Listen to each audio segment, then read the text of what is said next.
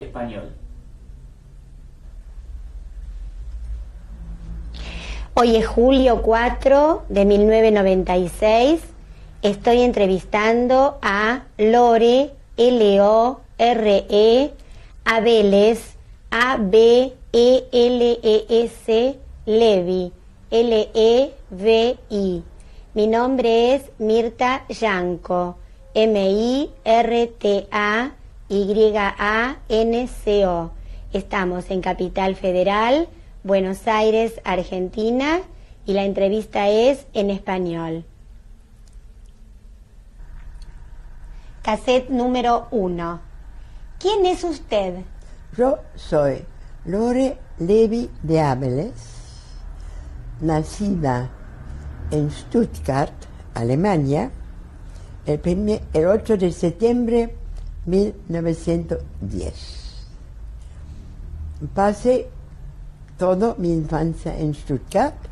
Soy hija única de mis padres.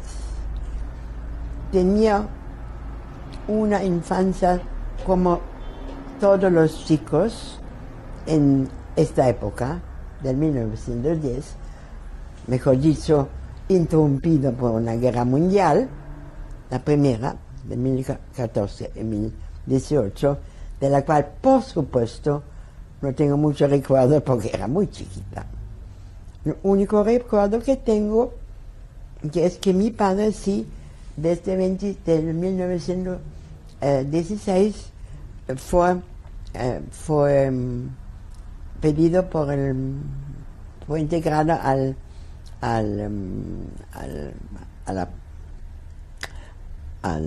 ¿cómo se llama? Al ejército. Al ejército hasta el fin del 1918. Mi padre tenía una fábrica para confección de hombres. ¿Cómo se llamaba? A Levi y compañía. Durante la guerra, mi madre, que era una joven mujer de más o menos 28 29 años en aquel entonces, tenía que mantener la fábrica en marcha para nosotros todos, lo que se puede imaginar en esta época. La mayor cosa que se hace eran uniformes, y la joven señora tenía que verse con todos los oficiales para la venta. Entonces, mi madre era una mujer muy especial. ¿Cómo Siempre. se llamaba su mamá? Anna Einstein Levi. Anna Einstein Levi. Era muy especial, pero eso se va a ver durante mi cuento ahora. ¿Cómo era su relación con su papá? La relación con papá era bueno, pero un poco distante. Porque papá era distante. Es decir, eso cambió recién, en el fondo, cuando yo estaba adulta. Que no quedó muy poco tiempo porque papá falleció en el año 39, y no quedó muy poco tiempo de estar realmente muy íntimos, pero la relación con mamá era muy buena y muy íntima y muy cercana. ¿Tenía amigos? Por supuesto, tenía amigos. Ahora,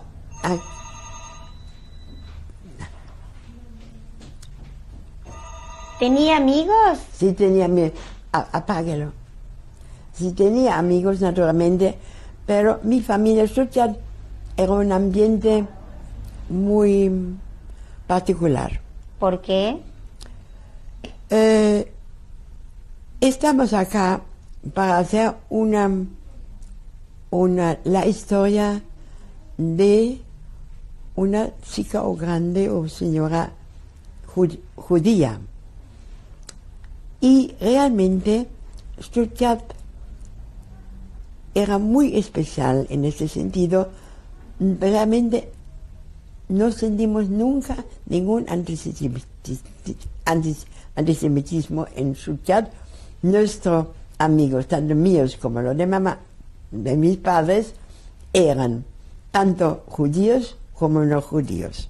No, toda mi infancia nunca tenía ningún choque, digamos, o mala experiencia por mi judaísmo. Tenía, sí, un día un choque que no tiene nada que ver con esto, pero es político. Era más o menos 1926 en la elección del presidente alemán. Había dos. Estaba, que acá no lo van a conocer, era Ebert, que era un hombre liberal hacia el socialdemocratismo, y el otro era el viejo general Hindenburg. Se puede imaginar que era bastante distinto de la derecha. Y yo recuerdo, se dieron los resultados una mañana cuando estábamos en el colegio. Por supuesto, mi familia era para Ebert.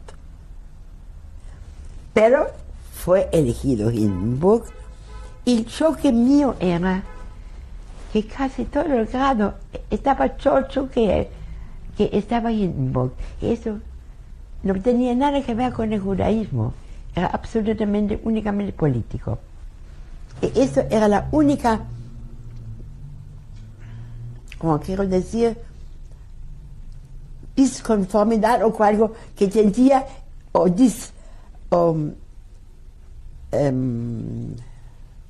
diferencia entre mí y los otros.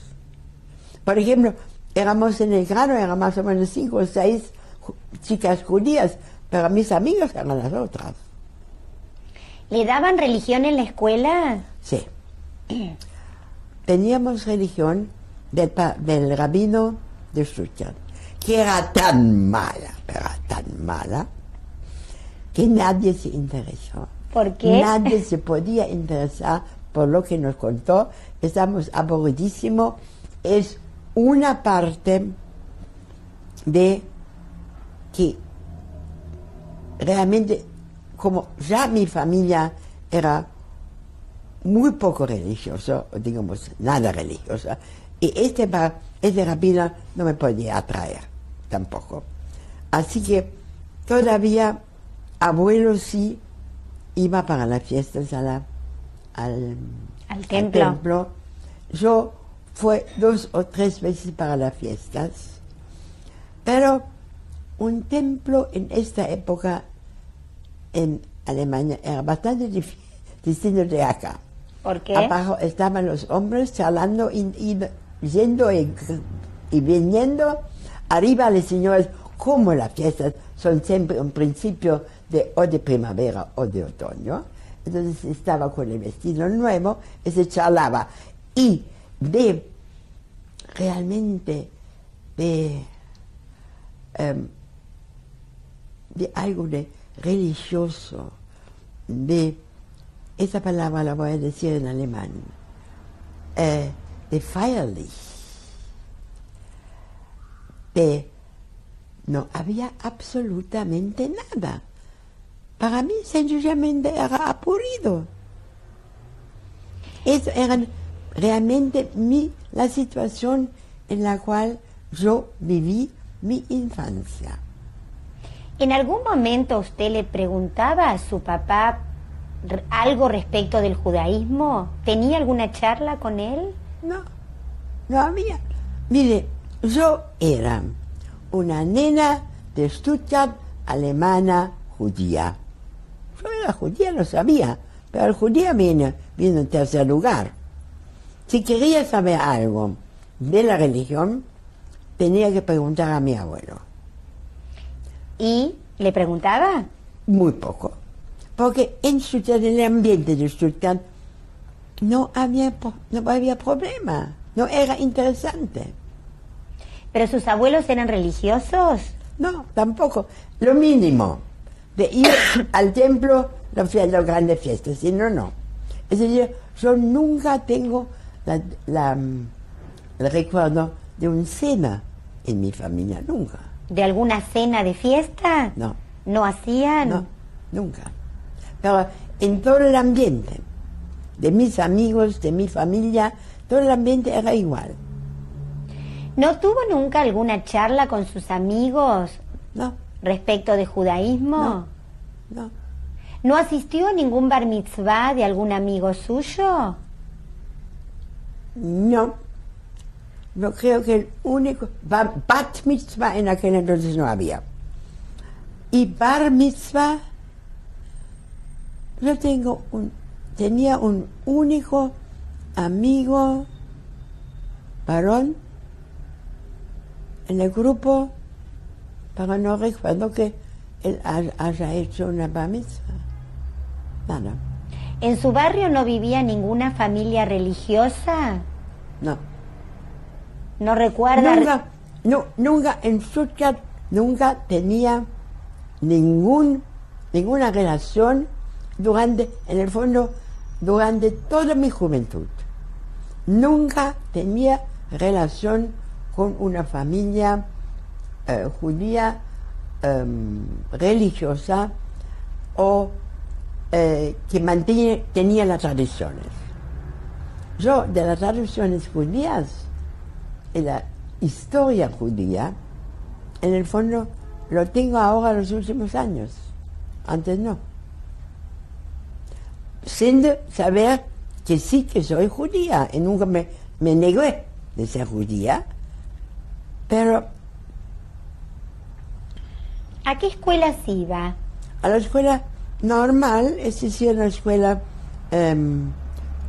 pública, normal, como estaba ayer, en aquel entonces, que había 4 años de primaria y seguida en la misma escuela, el secundario, hasta el 10º año, y después de esto fue al seminario de Jardín Infantes para la educación profesional. ¿Cómo era la clase social a la que pertenecía su familia?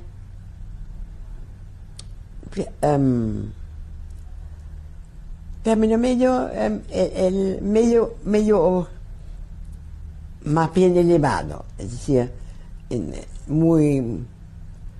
¿Vivían cómodos? Sí. ¿Recuerda el lugar que más le gustaba estar en su casa?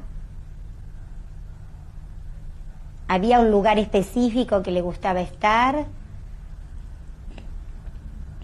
En el fondo no. Tenía mi pieza, naturalmente, pero no tengo la sensación que yo tenía un lugar preferido en casa. Era todo mi casa, mi departamento. Y nos mudamos, vivimos primero en un departamento bastante céntrico, bastante grande, hasta que yo tenía 15, 16 años, y después nos mudamos a la Casa de la Foto, que estaba en las afueras, ya cerca de los bosques de Stuttgart. ¿En algún momento tuvo una conversación con su mamá respecto de la existencia de Dios? Probablemente sí, pero no que recuerda. ¿Y con Pero sus probablemente sí, porque mamá era una mujer muy moderna y se hablaba de todo de ella, pero no era un tema, yo no, por lo menos no recuerdo que esto hubiera sido un tema que me interesaba o me inquietaba de chica. Usted me contó que su papá estuvo en la guerra, la Primera Guerra. Sí. ¿Recuerda cuando él volvió de la Primera Guerra? Bueno, papá no estaba en el frente. Papá estaba interno, en el colegio interno, y siempre cerca de Stuttgart, así que iba y venía muchas veces. ¿Y ¿no? qué le contó de la guerra a usted cuando volvió? Yo era una nena de 6, 7, 8 años. En aquel entonces, a la nena de 6, 7, 8 años, una no contaba. Además, si papá estaba en casa, estaba hablando con mamá, es decir, la fábrica en ese momento era más importante, y papá, por lo menos, por supuesto, estaba entonces charlando de mamá, de todo lo... todo lo con respecto a la fábrica, a lo que mandaba, que tenía que hacer, que no. ¿Recuerda si para mantener la sinagoga o alguna institución judía su papá aportaba dinero? Supongo que sí, no sé. Como le digo, era muy chica, no sé, pero supongo que sí. Usted me contó que estudió en el seminario para maestra jardinera. ¿Y sí. terminó sus estudios? Terminé los estudios en 3 años y después de esos 3 años fue a Ginebra, al Instituto Rousseau, para estudiar psicología. Hice el certificado de études de psicología en Ginebra, estaba 1 año y medio más o menos. Para aprender el francés, como era costumbre en aquel entonces, y además mamá, para estar más moderna, había encontrado este colegio, así que yo ya no estaba en una institución cerrada, sino vivía en casa de una familia y iba al colegio. ¿Usted trabajaba en esa época? No, en esa época yo iba a la universidad nada más. ¿Y sus papás le pagaban los estudios? Claro. ¿Y usted vivía en la casa de una familia judía? No. No. ¿Era una familia cristiana? Era una familia cristiana. Una familia de músicos. Vivía en Ginebra. ¿Y qué recuerda de esa familia? Muy agradable. Eran realmente, eran muy amorosos, era matrimonio mayor con una hija que en aquel entonces me pareció muy mayor, habrá tenido 40 años más o menos, ¿no? Pero me trataron realmente como una hija de la familia, me dieron toda la libertad, me dieron toda la responsabilidad para mí mismo, pero me dieron también toda la confianza, que yo no abusaba de su libertad. Realmente eran 1 año y medio de los mejores de mi vida en un grupo de estudiantes en Ginebra, realmente un ambiente muy, muy agradable. Pero era una universidad privada. No, la universidad, no, era la universidad de Ginebra, es decir,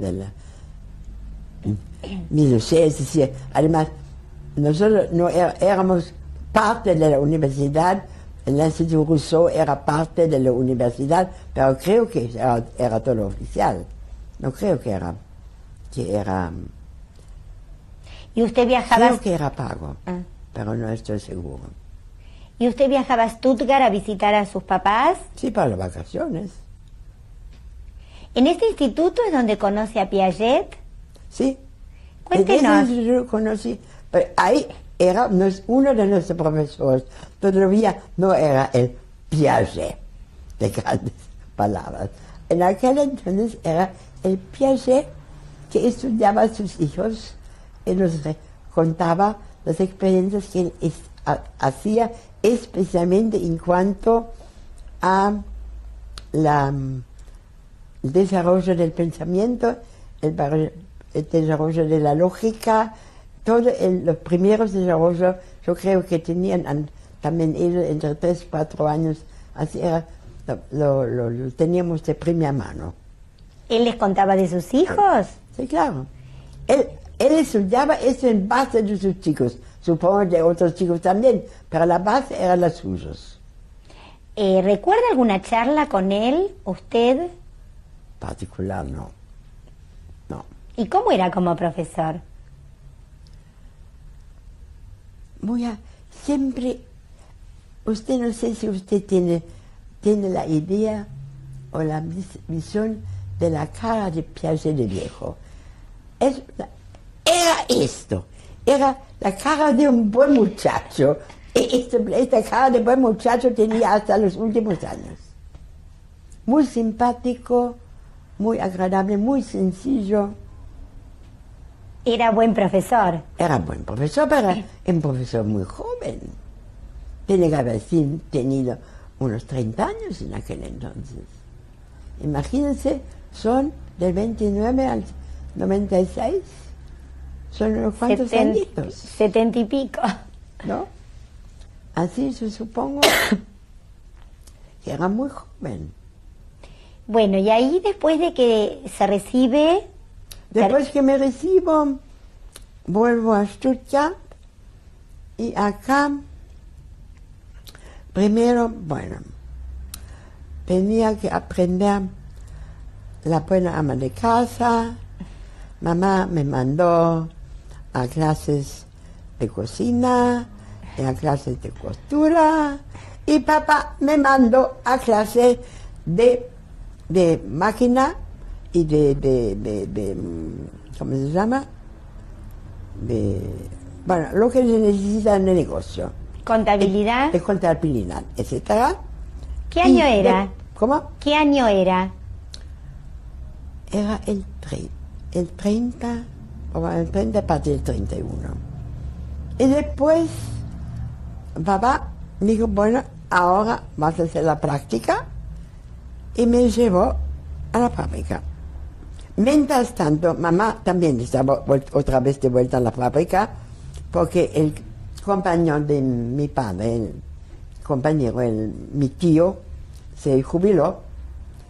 En aquel entonces todavía se jubiló a los 50, y mamá era necesario como segunda en la fábrica, así, y yo era la pequeña secretaria, como cualquier otra pequeña secretaria. Le voy a decir que todo esto me sirvió un montón. Esto eran los años 31 y 32. Y toda esta educación era la base después que yo podía vivir afuera. Y yo me podía manejar afuera sola. El trabajar en la fábrica. Sí. El haber aprendido todo esto, aprendido idiomas y aprendido a manejarme. ¿Usted en la fábrica tenía contacto con los obreros?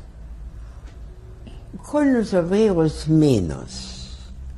El contacto con los obreros era bueno, es decir, nosotros teníamos muy buenas relaciones con los obreros, pero con los obreros, naturalmente, yo tenía menos contacto, pero sí con los empleados, con los empleados, es decir, eso sí. ¿Recuerda si tenían muchos empleados judíos? No. Creo que ninguna, pero además no tenía ninguna importancia. Como le digo, y no éramos ni Frankfurt ni Berlín.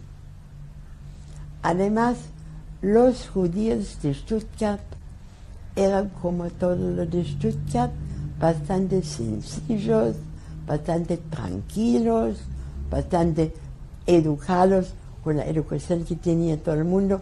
Nadie se demostraba. Es decir, en el fondo nosotros odiábamos los judíos de Frankfurt o de Berlín, que venían ahí bien vestidos, muy hechos, muy bien.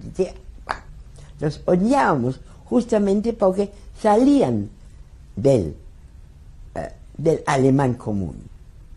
Y yo recuerdo, por ejemplo, que un chico de Stuttgart se casó con una chica de era checa.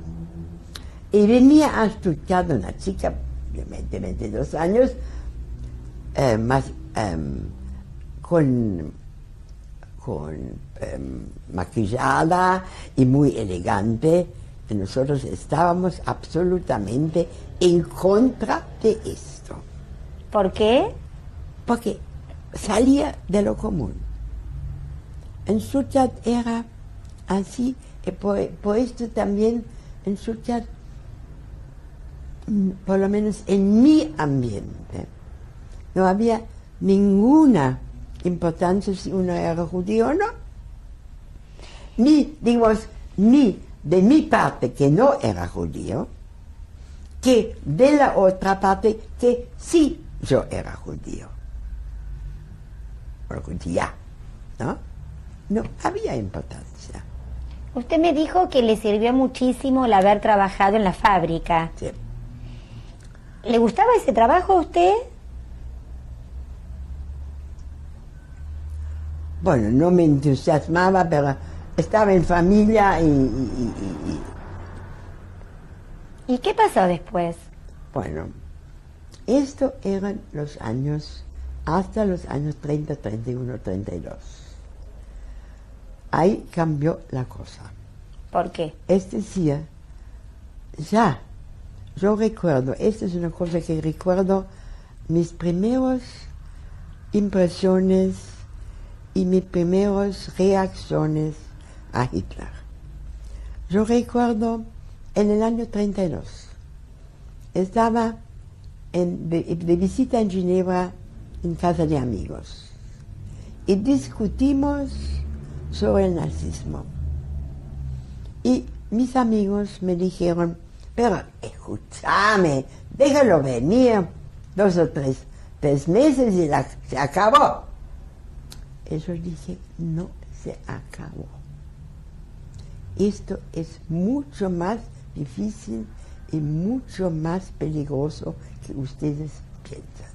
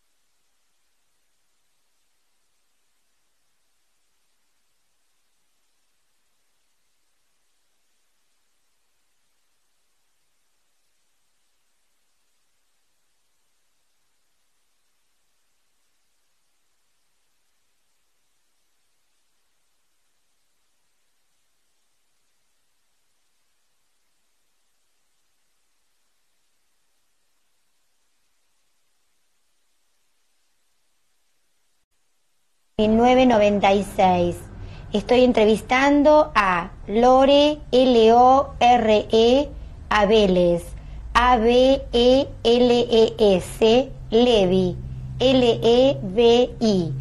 Mi nombre es Mirta Yanco, M-I-R-T-A-Y-A-N-C-O.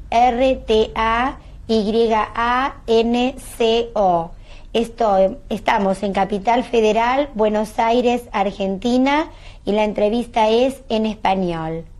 Lore, cuéntenos lo que nos estaba contando respecto del nazismo.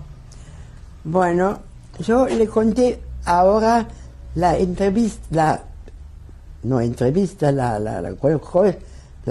visita, Usted la visita a Suiza y mi impresión y mi temor que yo tenía del hitlerismo. El hitlerismo empezó el 31 de enero de 1933, en el día en el cual este presidente Hindenburg, que yo le hablé antes, el señor Hindenburg dio el papel de primer ministro al señor Hitler ese día. Y este día cambió el mundo para todos nosotros. ¿Por qué? Yo, la fin de enero 33, yo estaba con unos amigos en unas vacaciones de esquí en Austria. Volvimos naturalmente con toda la gloria, toda la alegría. Teníamos 22 años, 23, éramos jóvenes y veníamos con todo lo de las vacaciones a Stuttgart, más o menos el 3 de febrero. Y nos encontramos con nuestros padres, que dijeron, tranquilo, tranquilos. Esto era el cambio. ¿Por qué tranquilos le dijeron? Porque ya estaba Hitler. Y ya había un cambio. El cambio era inminente. ¿Qué veía usted de cambio? El cambio era inminente. Nosotros éramos los parias. Desde el principio. Es decir, la cosa fue así, aumentando. No sé si usted conoce, cada vez, es decir, el aire de contra judío, el aire ariano, vino desde el principio, desde el primer día de Hitler. No había duda. El primer boom grande era el 1 de abril de 1933.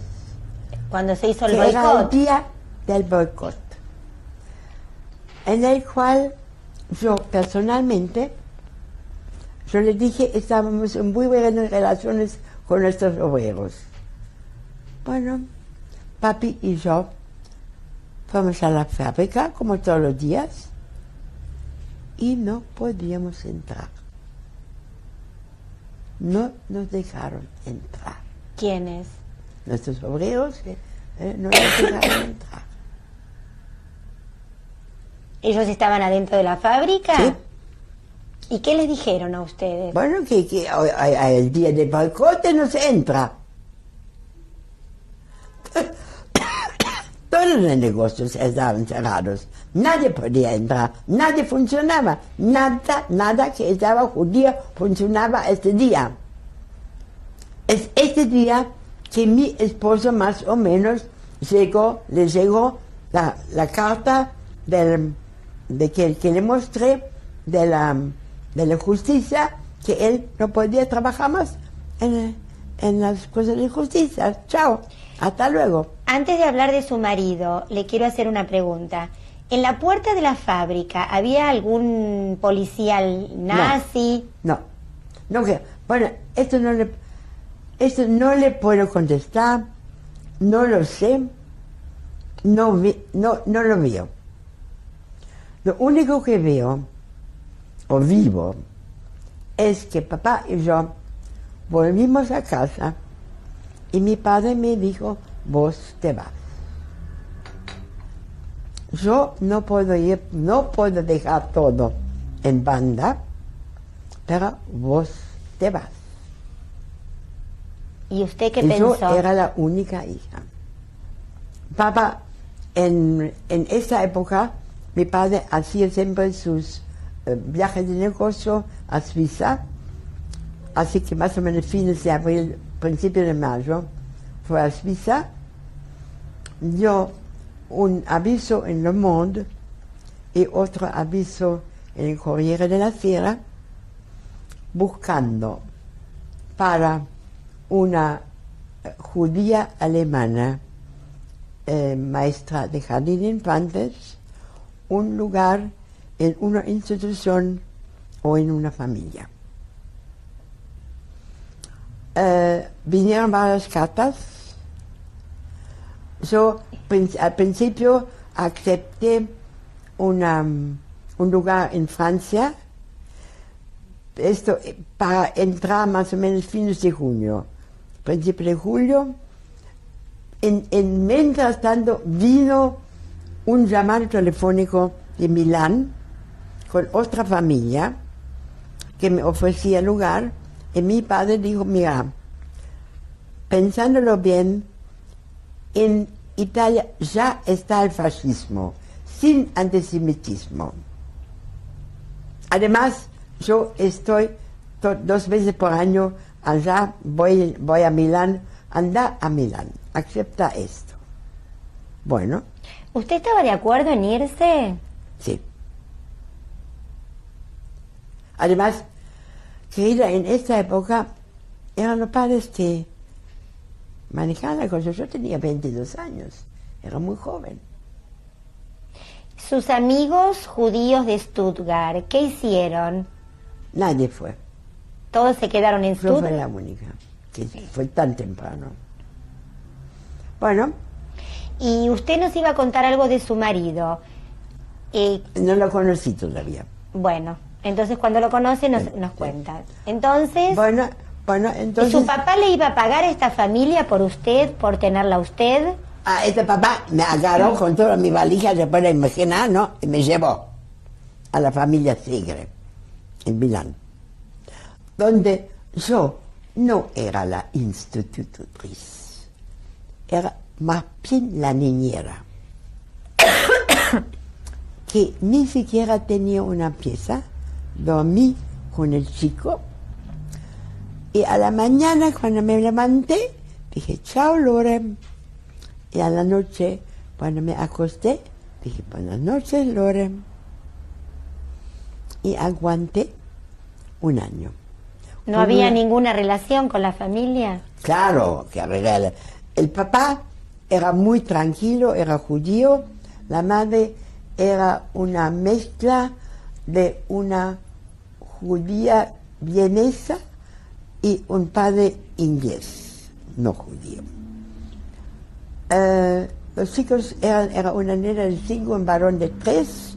La nena era horriblemente difícil y con la mamá. Además había venido después de muchos años de esperarla, de infertilidad, así que era un lugar realmente de lo más difíciles que se puede imaginar. Usted conoce la casa de la cual vino, la situación en la cual vine, la manera en la cual vine, y ahí estaba. Y teníamos que preguntar si la nena se puso el vestido colorado o el vestido rosa, porque esto dependía de mamá, no de ella, de mí. Y mientras tanto, ¿usted no se comunicaba con sus papás Por supuesto. y no quería volver a Stuttgart? No, esto no. Es decir, tengo que agregar algo que en aquel entonces papá todavía me podía dar, depositar en mi nombre plata en Suiza. Yo tenía una plata en Suiza que quedó ahí. Y quedó para todos. No. Aguanté un año en lo de la señora Segre y después se me ofreció otra chica alemana judía que tenía un jardín de infantes y lo quería dejar. Me ofreció su mueblaje, todo lo para él, lo compré.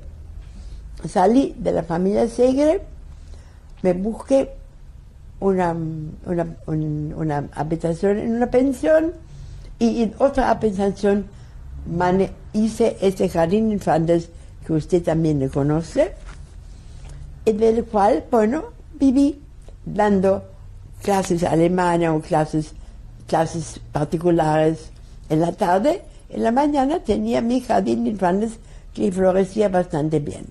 ¿Cómo era la vida de los judíos en el Milán? Mire, los Segres no tenían ninguna vida social. Yo después de mi pensión tenía algunas familias judías, sí, especialmente clientes de papá, donde fue de vez en cuando. En ese momento todavía no había ninguna cosa contra judíos en Italia. Además, también cuando vino después, los italianos no entendían qué es esto. En los alemanes hay católicos, hay protestantes, hay judíos. ¿Cuál es la diferencia de estos dos? De protestantes y judíos, porque no lo entendían. Mientras tanto, en Alemania, la cosa fue mucho más brava. Es decir, el 1 de abril era el primer día. Después vinieron, no sé si ustedes lo conocen, las leyes de Nuremberg. Bueno, ¿no? Con la prohibición. Bueno, Ariano, si usted tenía un bisabuelo judío, usted ya de Ariano no tenía más nada, ¿no? Tenía todas las dificultades. Los chicos no podían ir al colegio, no se podía estudiar, no se podía tener muchachas. Solo nuestra, gracias a Dios, tenía 42 y podía cuidar a mamá hasta el momento que ella salió. Así que era muy, muy difícil, cada día peor. ¿Usted tenía noticias de sus amigos? Por supuesto. En esta época yo todavía podía viajar a casa. Todavía era libre que yo, las vacaciones, me fue a casa, ¿no? Y papá podía venir todavía. Y mamá también. En aquel entonces, en los 34, 35, 36, todavía se podía viajar. Después, no. ¿Cómo se sintió usted como alemana cuando a través de las leyes ya no era más alemana? ¿Cómo se sintió? Creo que no me lo hice tan claro. Además, tengo que decirle que naturalmente nuestro grupo en Stuttgart era muy excepcional. Es decir, si usted encontraba, o mamá, yo ya no estaba, a mamá encontraba a alguien, digamos, en Cabildo, uno de los amigos, y vino el amigo para empezar, mamá dijo, no, por favor, no. Y la amiga dijo, sí, a mí no me importa a quién saludo, yo saludo a quien quiero yo saludar. Esto era una gran parte. Estos amigos los recobré después del 45. A estos amigos yo hice mis viajes a Stuttgart. Después. Estos amigos eran los que cuidaban y guardaban las joyas. Usted sabía que había que entregar todas las joyas. Usted sabía que había que uno salía de 10 marcos. Todo esto desaparecía. Bueno, esta parte yo naturalmente la viví más de afuera. Yo era una de las pocas que ya en 33 lo vivía desde lejos y no directamente adentro. Pero igual lo sabía. O sea que usted ya se sentía menos alemana. Sí, y ya estaba muy chocada, por ejemplo, de repente yo estaba todavía en la casa del Segre, en el título del diario La Matanza de Röhm, el título del Matayo, el incendio del Reichstag, todas estas cosas, ¿no? Era una detrás de otra y aumento, muchos, casi la mayoría, pensaba que un día va a terminar, no se puede. Y recién la gran, la gran emigración vino en el 36, 37, 38. Era muy difícil. Pero yo, mientras tanto, estoy en Italia. Está con el jardín en Milán. Tengo mi jardín en Milán. En este momento conozco a mi esposo. ¿Qué había pasado? ¿Su esposo era? Mi esposo era alemán de Dresden, y era abogado. era abogado. ¿Y en dónde trabajaba? Y había emigrado primero a Suiza, después a Italia, indemnizándose. Primero trató de hacerse, ¿cómo se llama?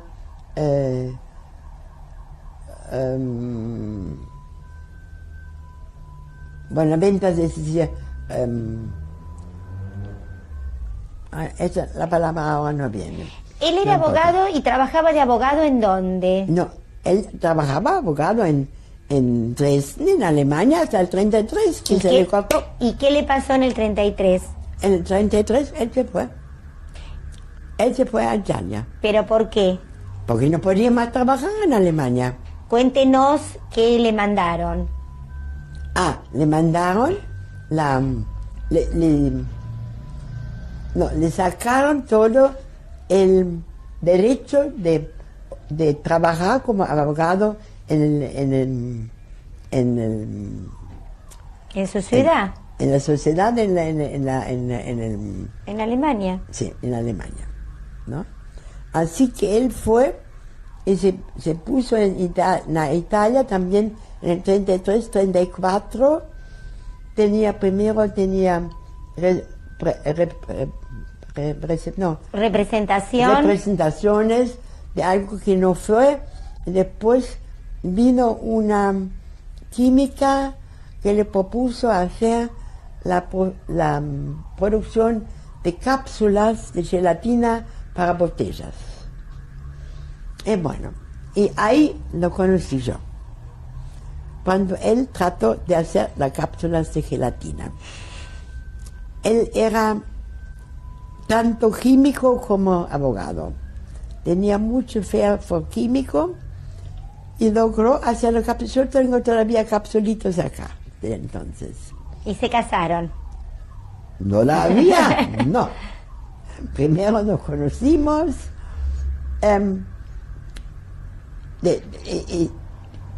Conocimos más o menos fines 35, principios 36, nos amigamos.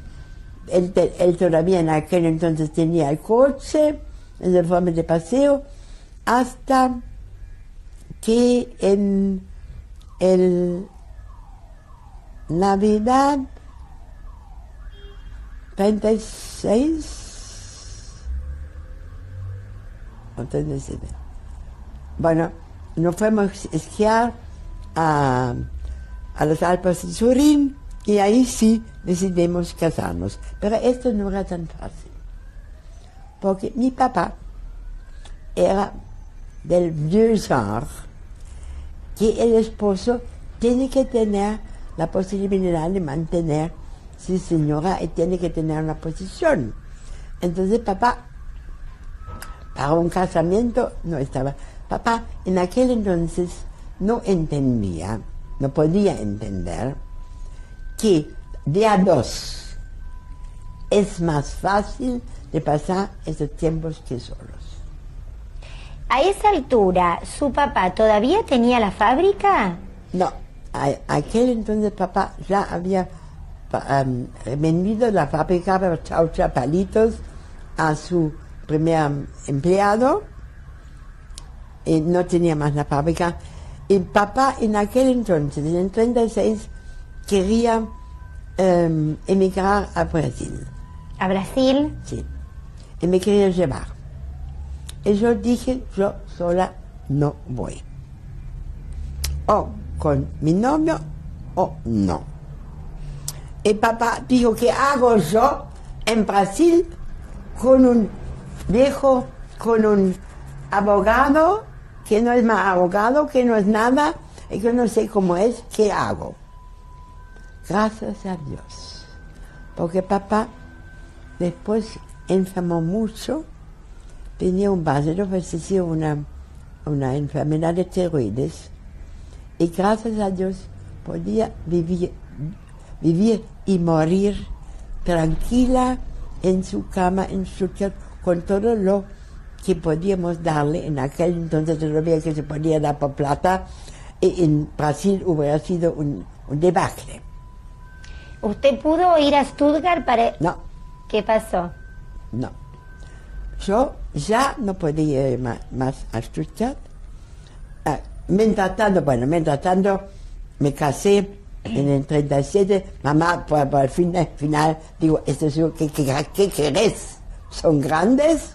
Me casé, vino enseguida Gaby, en el año 38, y papá y yo dejé el jardín infantes y trabajé con mi esposo en la fábrica de cápsulas, y papá falleció el 31 de enero del 39, y yo quería ir todo ese tiempo con Gaby a Stuttgart para por lo menos estar con mis padres. No podía. Fue al consulado cuando murió papá. En el consulado estaban bastante amables. Me dijo, mire, yo tengo que mandar por permiso a Berlín. Y todavía no había computadoras y fax, ¿no? Hasta que yo tengo la respuesta, el tiempo pasó. Así, no hay caso. Así que no había caso, no podía volver. Quería preguntarle, su marido, de su familia, de sus padres o de sus hermanos, ¿qué noticias tenía de Alemania? Mira, sus hermanos, su hermano mayor estaba en Italia, el hermano menor también.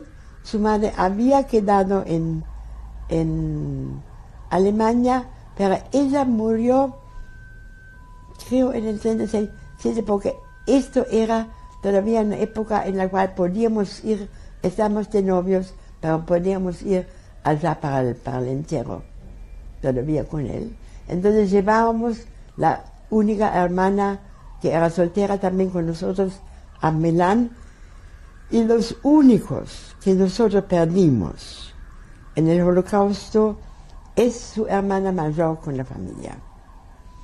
Con ellos no había caso de sacarlos porque eran tan tercos como no sé qué. ¿Por qué? Mi cuñado era químico y tenía oportunidad de tener un lugar para él en Estados Unidos, pero no de la familia, no me separo. En aquel entonces, en estos años, había una posibilidad de llevar los chicos sin visa, absolutamente libre, a Inglaterra. Tenían dos nenas. Nosotros le escribimos, por favor, mandan las nenas, salvan las nenas. No había caso. ¿Pero qué pensaba él? No querían separarse los cuatro. Estos son los cuatro que llegaron a Theresienstadt. La chica mayor, sabemos que fue a Auschwitz, pero murió de una enfermedad de riñones, murió normalmente, no en la cosa. Mis cuñados fueron deportados de Theresienstadt, no sabemos a dónde y no sabemos qué fue de la chiquita. Pero esto personalmente de mi familia es el único. Es decir, mis otros, yo no tenía hermanos y los otros se salvaron, los dos, los tres, y también los primos, un montón, o a África, a Sudáfrica o a Australia fueron. Pero estos cuatro, por pura terquedad. Volvemos a la época que usted ya la tiene a Gaby y que no puede ir al entierro de su papá. No, pero al mismo tiempo, en esa época, ya se sabía, durante el embarazo con Gaby, ya se veía que también en Italia iba a cambiar. ¿Qué es lo que veía? Bueno, en principio del año 39 o el fin del año 38, estaba Hitler en Italia para una visita a Mussolini y ahí venían todas las leyes, las mismas leyes a las mismas Milán. leyes alemanas se transportaban a Italia. Y ya antes nosotros teníamos la duda, pero conmigo embarazada, con el bebé, no queríamos ya irnos y salir, era difícil. Hasta que cuando llegó, Gaby tenía 6 semanas, el 1 de septiembre vino la ley que todo judío que después del 18 se residió en Italia tenía dentro de 6 meses desaparecer de Italia. Así era la ley. Era la ley. Yo tenía una nena de 6 meses, de 6 semanas. Así que no había nada. También no podíamos tener muchacha ni nada, solo la diferencia era que mi partera vino a la mañana, llevó los pañales sucios de Gaby porque no había todavía descartables. Se los dio a mi muchacha. Mi muchacha a las 6 de la noche se la devolvió y se me lo trajo. Eso era Italia. Eso en Alemania no era posible. Eso era en Italia. Porque no sabían qué quieren ahora de judíos, de ustedes judíos. ¿Por qué? Nadie lo entendía. Pero para nosotros empezó la lucha de dónde ir. A Estados Unidos tenía un cupo para todos los países. Y se puede imaginar que el cupo en el 38, el cupo para alemanes ¿Estaba lleno? estaba lleno. Mi cuñado menor, el hijo menor, el hermano menor de mi esposo, él tenía todavía. Él era joven, y él tenía todavía un cupo. Él es el único que se fue a Estados Unidos. Ahora está allá, es un vegetal, o sea, que no vive. ¿No querían recibir a los alemanes judíos, dice usted? Sí, no, pero había un cupo. ¿Verdad? O más.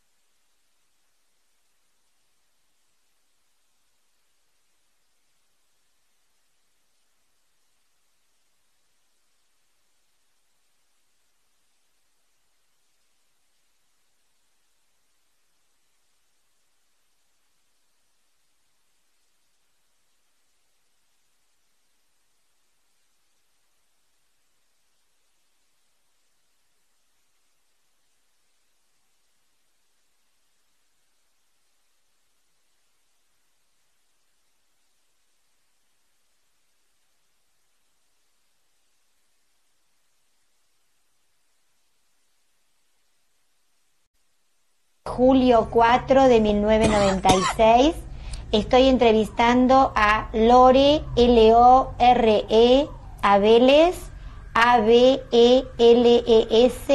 Levi, L-E-V-I. Mi nombre es Mirta Yanco, M-I-R-T-A-Y-A-N-C-O. Estamos en Capital Federal, Buenos Aires, Argentina, y la entrevista es en español.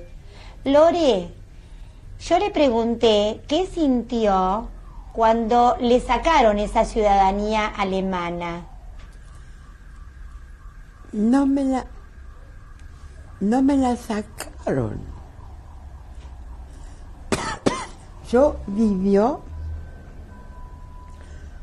con un pasaporte alemán. Es decir, por supuesto yo estaba enojada, no entendía más nada. Pero, como les dije, mi personal experiencia que hice yo con los alemanes de Stuttgart era buena. Que no entendí los otros, que tenía mucha bronca, que me sentía excluido. Sí, pero tan grande era, eso no le conté todavía, tan grande era igual la pertenencia que nosotros volvimos a ser alemanes. Mi esposo y yo, y mamá también, pedimos en los años 50, cuando se podía, devolver a la cosa alemana. Yo soy alemana por pasaporte. Yo en sí no tengo ninguna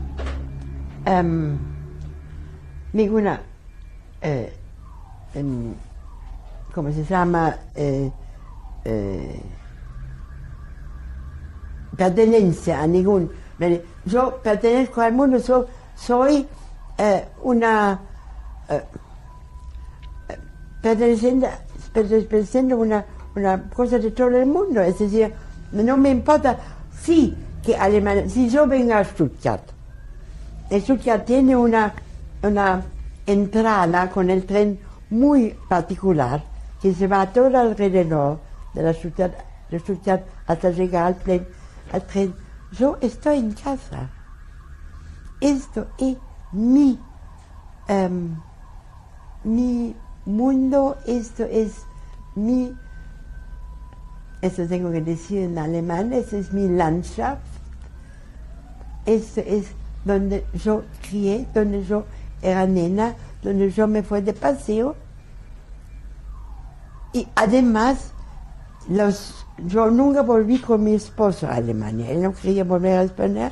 Yo volví por primera vez a Alemania cuando él había fallecido en el 62. ¿Y dónde viví estos años? En lo de mis amigas. Se tornaron. 3 semanas acá y 3 semanas allá.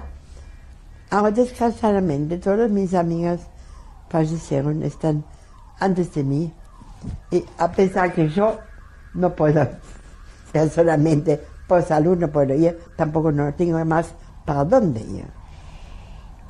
Volvemos a la época en que en Italia también las leyes hacen que los judíos tengan que irse. Entonces, ¿qué hacen? Bueno, buscar una visa. Una visa por donde quiera. Yo recuerdo una. Por ejemplo, bueno, Gaby tenía, como le dije, 6 semanas, 8 semanas. Se decía en Génova el consulado de Colombia da visa. Bueno, trápate. Coche de un amigo. Gaby con el padre a Génova. No hay más. Bueno, la búsqueda de visa era muy, muy grave. Nosotros teníamos suerte. Mi padre tenía un primo, que era más que primo, un hermano en Suiza, que tenía muy buenas relaciones acá con la familia de Alfredo Hirsch de Bungeborn. Y a través de ese primo de mamá, de papá, con Alfredo Hirsch en Bungeborn, recibimos la llamada. Para nosotros 3 y mi cuñada. Justamente a horario del 1 de marzo, que era nuestro día último. Mientras tanto, esto intercaló, mientras tanto, nuestra fábrica de las cápsulas andaba bastante bien. Estamos afuera del desastre. Y chao. La única cosa era que la pequeña fortuna, la pequeña plata que podíamos hacer, podíamos llevar acá. Además, bueno, teníamos la avisación de Argentina, vimos con un barco alemán, con el general Osorio, por la nena. Porque yo sabía que la nena más o menos estaba bien.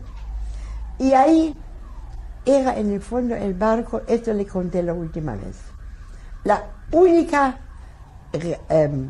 experiencia mala con alguien que yo hice en el barco. Era el médico del barco. Éramos 3 bebés en el barco, él cada mañana saludaba a las 2 otras y a nosotros. Muy amables era la otra parte del staff. Es decir, las mucamas eran todos muy agradables. El mismo capitán. No había éramos un montón de judíos alemanes que venimos con este barco. ¿Y qué pasaba con este médico? No me miraba. Bueno, un día le llevé a Gaby, me la tenía que mirar, pero nunca más. No me preguntó, señora, ¿se le pasó? No. ¿Y por qué piensa usted que no lo miraba? Porque eran judíos. ¿Porque ustedes eran judíos? Sí, los otros bebés no. ¿Él era alemán? Claro, era un barco alemán. Por supuesto, sin la beba no hubiéramos viajado con un barco alemán. Pero con el barco alemán podíamos pagar con nuestra plata en Alemania, y era la beba realmente muy chiquita, porque hemos tenido ningún mala experiencia, y vinimos con el barco alemán. Cuando llegaron a la Argentina, ¿tuvieron algún inconveniente para entrar? No, ninguno. Vinimos acá. Esa es una cosa linda. Vinimos acá, llegamos acá con el barco, en el puerto había un primo que había llegado 3 semanas antes, pero conocía ya Buenos Aires fenómeno. Habían alquilado una pieza para nosotros en la esquina Esmeralda y Tucumán o algo así. Bueno, nos dijo y yo era una mamá un poco loca, ¿no? Habíamos salido muy temprano, etc. Y la nena en la aduana justamente se quedó dormida en el cochecito. Y ese primo, que era tan ya de Buenos Aires, dijo, bueno, solo un poco cuadras de acá del barco al hotel. Entonces mi esposo y mi cuñada, con toda la valija, se fueron con el taxi. Y yo, con mi cochecito y mi beba del Retiro a Esmeralda y Tucumán. Bueno, cuando una vez, con el italiano, el castellano un poquito sabía, en la esquina, Alem y cuando se sube, pregunté dónde está la calle Esmeralda. Entonces me mandaban una cuadra arriba. Y cuando yo tenía la calle Esmeralda, dije, bueno, ahí estás. Además, enseguida me di cuenta que era por 100, lo que es absolutamente desacostumbrado en todo el resto del mundo. Entonces, bueno, yo estaba al 1300 o algo, y tenía que llegar al 400, pero sabía, bueno, Esmeralda, con el cochecito. Bueno, aquí usted tuvo otro hijo. Bueno, entonces mi esposo pensaba que no me iba a encontrar nunca más, pero llegué. Después fuimos a una pensión acá en Belgrano. Mi esposo buscó trabajo, era muy difícil. Hay un pequeño cuento del señor Hirsch. Mi esposo fue a ver al señor Alfredo Hirsch en Montauban para agradecerle la ayuda, lo cual me dijo el señor Hirsch, le dijo, va a ser bastante difícil para usted de encontrar un lugar a su edad de abogado, no.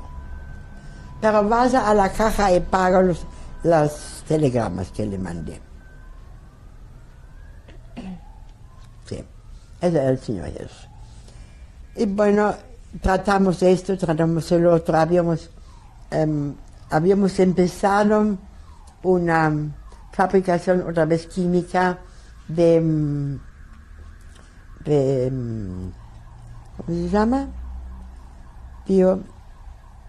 Bueno, en este momento va con también con químicos que no podían sacarlo. Mi esposa al final,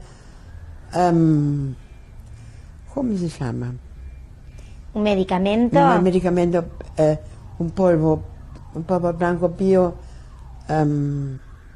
lo más común que hay.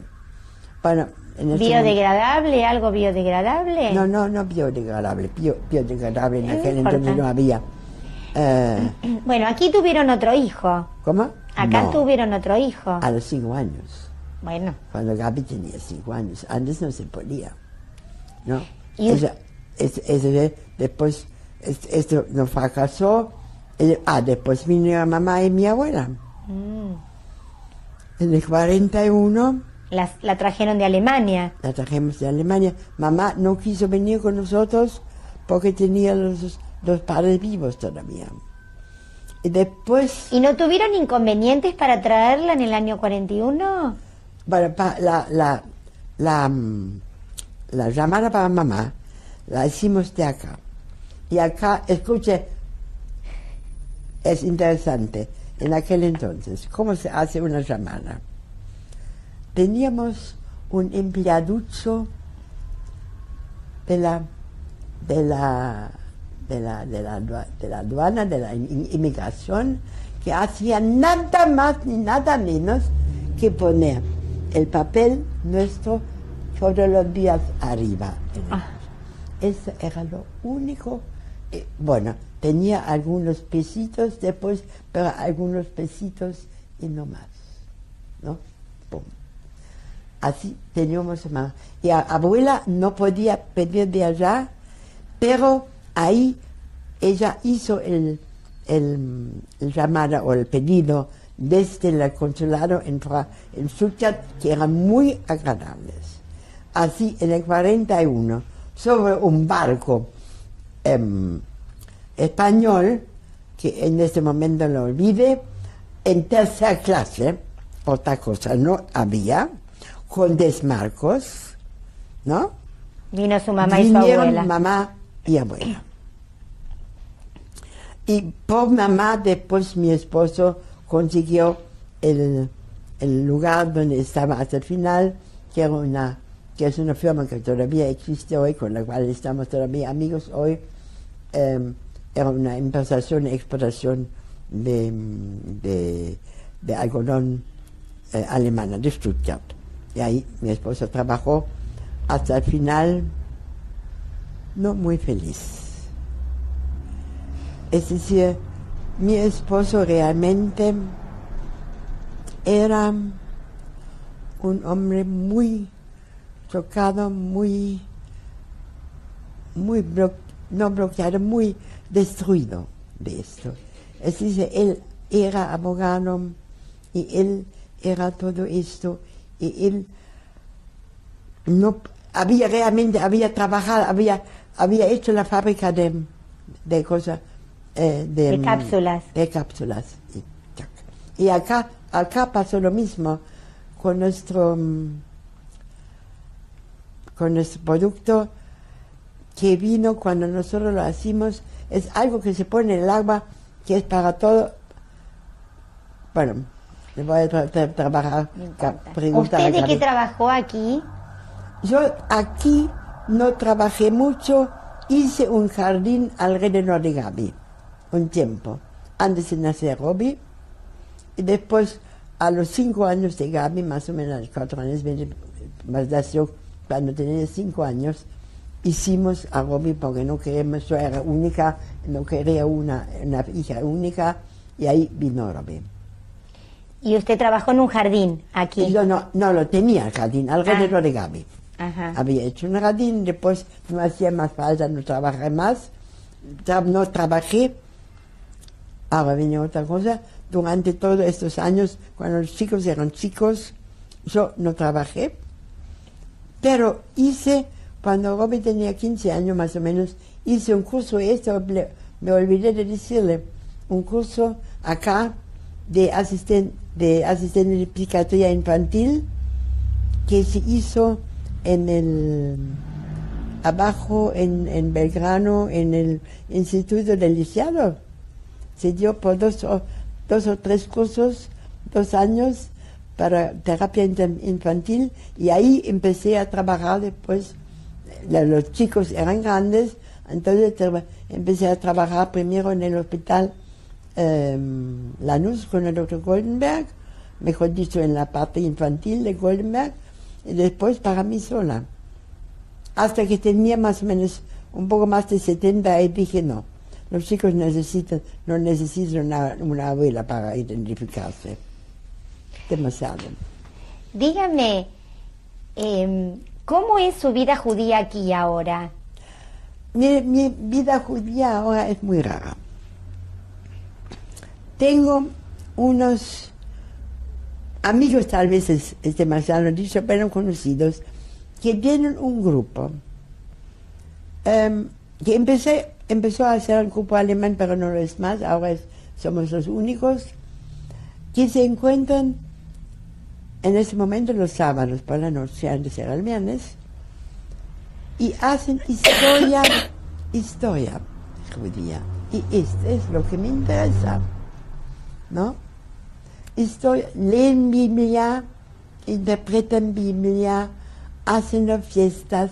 Aquí estoy, es decir, no digamos, soy más judía, no soy creyente, nunca voy a ser creyente de nada porque no creo en nada, ¿no?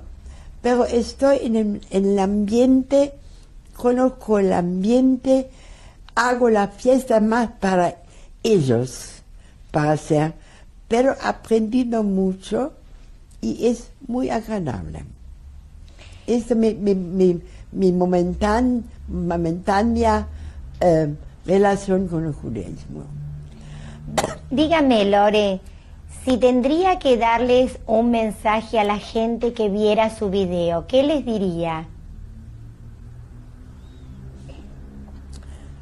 Eso es muy difícil. Que yo trate de ser lo más objetivo posible, tanto en lo bueno como en lo malo, que yo sé que dentro de todo, ¿qué pasó? Todavía yo tenía,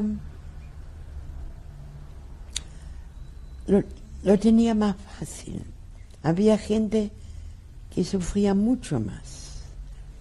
Tenía siempre una buena relación de familia, que es tan importante. Yo pude hacer que mis 2 hijos y mis nietos ahora están en la posición de la cual yo terminé en Alemania. Era muchas veces, naturalmente, era esto de llevarle allá un sacrificio para otras cosas. Pero pudimos hacer, mi esposa y yo, de darle la único que uno sabe hoy, que es la educación.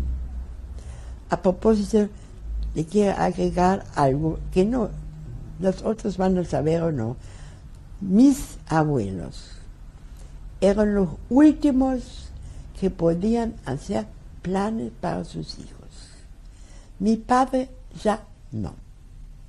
Vino la Primera Guerra Mundial, vino la inflación, vino Hitler, y hoy en día nosotros no podemos decir nada de lo que va a ser de nuestros hijos y de nuestros nietos o bisnietos míos. Lo único que puedo desear a ellos y a todos los que me escuchan, que den una educación y una base de familia segura para que pueden hacer todos estos cambios. Mi vida cambió de uno a otro a los 22 años. La Fundación Survivor of the Shoah Visual History Foundation quiere agradecerle por habernos permitido conocer su historia.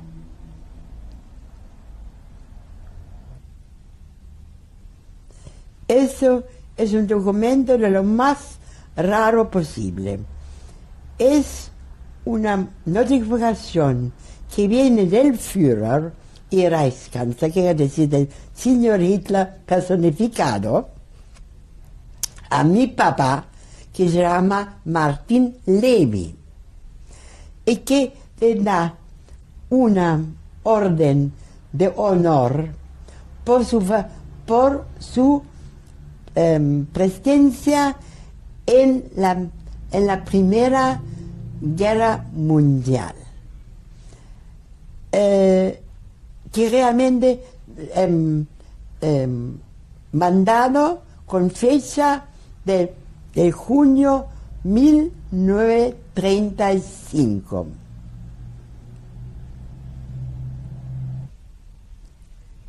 Esto es el documento del mayo 33 que saca a mi esposo el derecho que él tenía que trabajar para la justicia alemana oficialmente y para la parte superior de la justicia, y que le niega todo el derecho de trabajar como abogado oficial en Alemania. Esa es mi abuela Lea Einstein, mi abuela materna, en el año 31. Ella llegó a Buenos Aires en el 41 y falleció acá en el año 48. Es una foto de mis padres, Martin Levy y Anna Einstein de Levy, y mío, Lore Levy, en aquel entonces, tomado en el año 35 en Stuttgart, delante de mi casa. En 35 yo todavía podía viajar y salir de Alemania.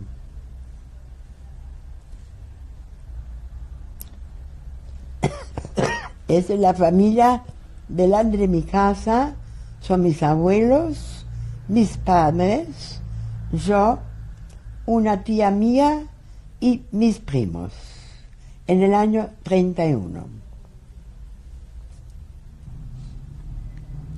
Esto es la casa de mis padres en Stuttgart, Zeppelinstraße 147C, con una bellísima vista sobre todo Stuttgart en el año 31. Esta es una foto del Instituto Rousseau de la Universidad de Ginebra en el año 1929, del grupo de mis estudiantes, de mis compañeros con los profesores, de las cuales... En la fila de abajo, el tercero, empezando de la izquierda, es Piaget, su profesor. Y usted está ubicada en la tercera fila, de arriba hacia abajo, la número 6, comenzando desde la izquierda. Ese soy yo, Lore Levy, con los chicos de mi jardín de infantes que tenía en el año 35-36 en Milán.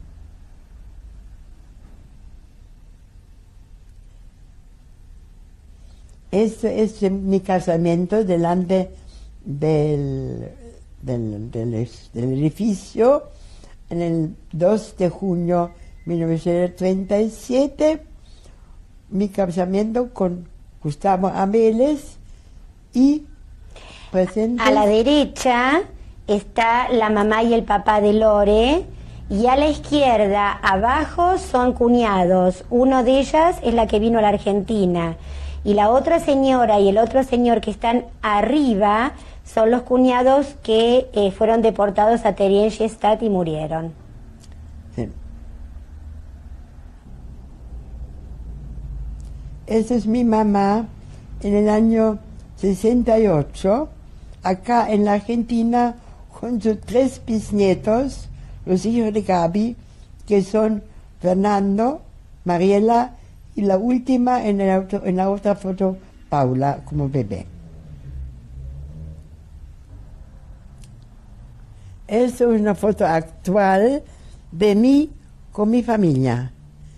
Mis hijos, mis hijos políticos, mis nietos con sus esposos y mi bisnieta Luciana.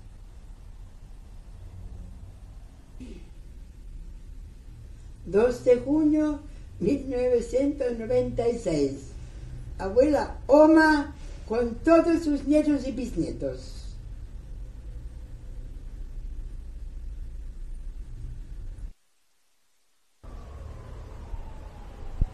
Ahí le presento a mi familia. A este lado está mi hija Gabriela con su nieta Florencia en el brazo, y atrás de ella Roberto. Del otro lado es mi nieto Fernando con su hija también, que se llama Luciana, y su señora Fabiana. Ahora faltan la gran parte de la familia. Faltan primero los otros hijos de mi hija. Una, Mariela, está en Estados Unidos con su esposo, y Paula y Eric no podían venir. Los hijos y familia de mi hijo no podían venir, ni Adriana, ni los 2 hijos grandes, que son Martín y Nicolás, ni los chiquitos, que son Juan y Bárbara. Así que le traigo ni siquiera la mitad de esta familia, pero es muy simpática. Bueno, yo quería decir lo orgulloso que estoy de tener una abuela como la que tengo, con la edad que tiene, con la historia que tiene encima. Agradecer a la Fundación la posibilidad de perpetuar a nuestra abuela en el tiempo y en el espacio, y poder verla en cualquier momento, en cualquier lugar, a partir de cuando se edite esto. Y bueno, y lo difícil que fue para ella y lo fácil que significa para nosotros el hecho de vivir en este país, siendo judíos. Y darle las gracias por esta posibilidad que nos da. La Fundación Survivor of the Shoah Visual History Foundation quiere agradecerles nuevamente por habernos permitido conocer su historia, y lo mismo a toda la familia.